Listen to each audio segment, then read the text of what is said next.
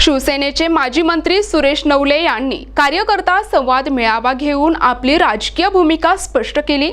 नवले यांनी महाविकास आघाडीचे उमेदवार बजरंग सोनवणे यांना पाठिंबा दिल्यामुळे महायुतीला मोठा धक्का बसला आहे। पंकजा मुंडे यांना हा धक्का मानला जातोय। माजी मंत्री सुरेश नवले यांचा जिल्ह्यात मोठा संपर्क आहे। एकनाथ शिंदे यांच्या गटातून महत्त्वाच्या पदाचा राजीनामा देऊन त्यांनी हा पाठिंबा आणि आपली भूमिका स्पष्ट केली आहे। लोकसभेची निवडणूक अंतिम टप्प्यात आली असून या माध्यमातून महत्त्वाचे नेते आपली भूमिका स्पष्ट करत आहेत।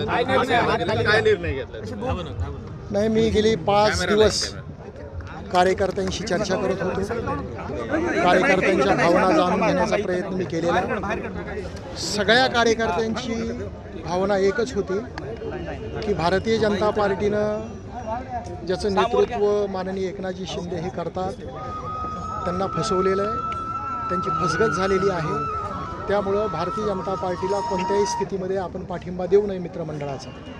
आपली सगळ्यांची एकच भावना होती की आपण महाआघाडीचे उमेदवार बजरंग सोनवणे यांना पाठिंबा द्यावा। कार्यकर्त्यांच्या इच्छेचा मान मी ठेवलेला आहे। कार्यकर्त्यांची जी इच्छा होती त्याप्रमाणे निर्णय घेतला आणि बजरंग सोनवणे यांना प्राध्यापक सुरेश नवले मित्रमंडळाचा पाठिंबा दिला। हे आपण सध्या पाहिलेलं। या निवडणुकीमध्ये जातीय रंग पाहायला मिळतो असा आरोप मुंडे बहीण भावाकडनं केला जातो, कसं पाहता? नाही, संपूर्ण जिल्ह्याला माहिती आहे की या जिल्ह्यामध्ये जातीचं राजकारण कोणी केलं।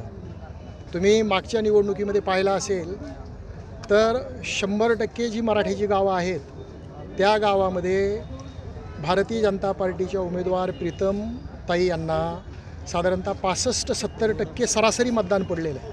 म्हणजे बीड जिल्ह्यानं कधीही जातीवाद केलेला नाही आहे। ज्यांच्या मनामध्ये असेल ते कदाचित व्यक्त करतात।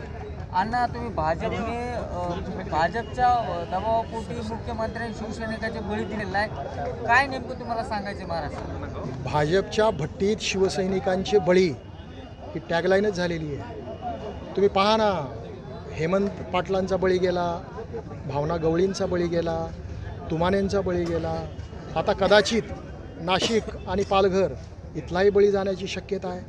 मुख्यमंत्र्यांनी ज्या तडफेनं भारतीय जनता पार्टीला स्पष्ट सांगणं अपेक्षित होतं त्या तडफेनं मुख्यमंत्र्यांनी सांगितलं नाही, ही आमच्यासारख्याची खंत आहे। बीडमध्ये आम्ही भावना व्यक्त केलेली आहे। बीडमध्ये कसं वातावरण बघताय? बजरंग बाप्पांना पाठिंबा देण्याचं कारण काय आणि मराठा समाज सगळ्या एकत्र होतोय त्याच्यामुळे तुम्ही हा निर्णय घेतला? हे बघा, जातीचा विषय इथे येत नाही। गेली 2 महिने भारतीय जनता पार्टीनं शिवसेनेवरती दबाव टाकला म्हणून शिवसैनिकांना उमेदवाऱ्या गमवाव्या लागल्या, ही वस्तुस्थिती आहे। त्यामुळे एकीकडं भारतीय जनता पार्टीच्या दबावाचं मी सुतोवाच केलेलं आहे आणि असं असताना मी भारतीय जनता पार्टीला कसा पाठिंबा देऊ शकतो? कार्यकर्त्यांच्या भावनेचा आदर करणं हे माझं काम आहे आणि त्या कार्यकर्त्यांच्या भावनेचा आदर मी केलेला आहे। त्यांची इच्छा होती की आपण आघाडीला पाठिंबा देणं अगत्याचं आहे, तो दिलेला आहे। तुमचा पाठिंबा दिला आहे, पण आगामी वाटचाल कशी राहणार आहे तुमची? कुठल्या पक्षात प्रवेश करतात? नाही, कुठल्याही पक्षामध्ये प्रवेश करणार नाही। लोकसभेच्या निवडणुकीमध्ये बजरंग सोनवणे यांचं काम मी करणार।